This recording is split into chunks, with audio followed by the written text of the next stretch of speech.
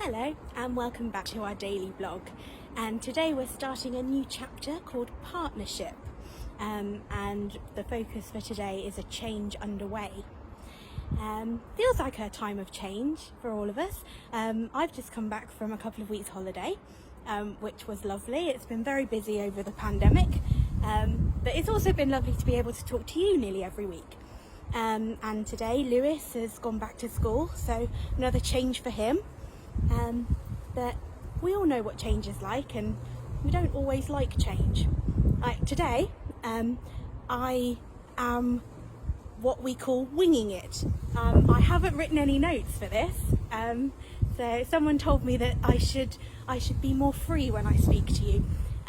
So that sends my anxiety going through the roof a bit. I like to be hyper prepared, but so that's a change. So we'll see how it goes. But sometimes change is good. Now, we start by looking at sort of the history of the Bible, and as I trained as an historian, I like history, but Philip Yancey starts by saying history is the story of God giving away power, which, until I read that today, I never thought of it that way. But history is looking at men and women throughout time and the story of how they've changed the world. But if we look right the way back, none of that would have been possible if it weren't for God. So yes, he did give away his power. But why would he do that? That's why this chapter is called Partnership. He did it to be partners with us in creation. So he invites us as his representatives on earth to be his partners. And way back in the Old Testament, we've seen that he's argued, wrestled, and many other types of interaction with people that he's chosen. But now it seems that perhaps we don't have such a personal connection. But that's also not true, because that's where prayer comes in. Throughout time, we can always go to God in prayer. And I know sometimes it seems as though he's not listening.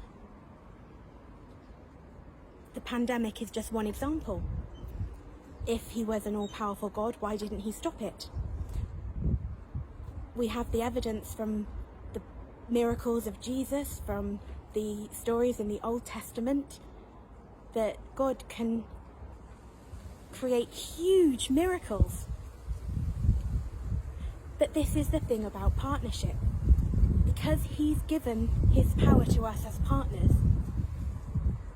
we are in charge of our own fates in that way. We have the ability to speak to God, but we also have the free will to choose to do whatever we want. So in this case, God has given doctors the ability to heal us, given us the ability to work together as community. But sometimes it does seem, or it can seem, that we are just talking to him one way. We can pray, but don't know if it really is a partnership. Like if you're talking to someone and they're not really listening to you. I know we all get that at home sometimes. And as I said in my blog a couple of weeks ago, it's just that God doesn't always answer our prayers in the way that we might want. We have examples right the way back of priests being sort of the go-between between humans and God, that the ancient Israelites and the Jews would have to go to the temple and make sacrifices.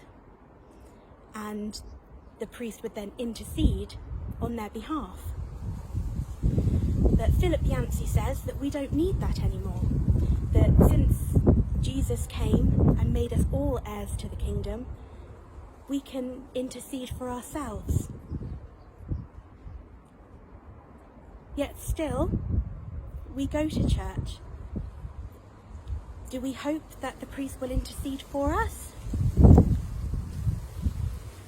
I think we go to church for the community and the fellowship, but it's in our hands to speak to God and tell him what we want, what we need, in good times and in bad, ourselves. Enjoy the lovely weather, and I'll speak to you again soon. Goodbye.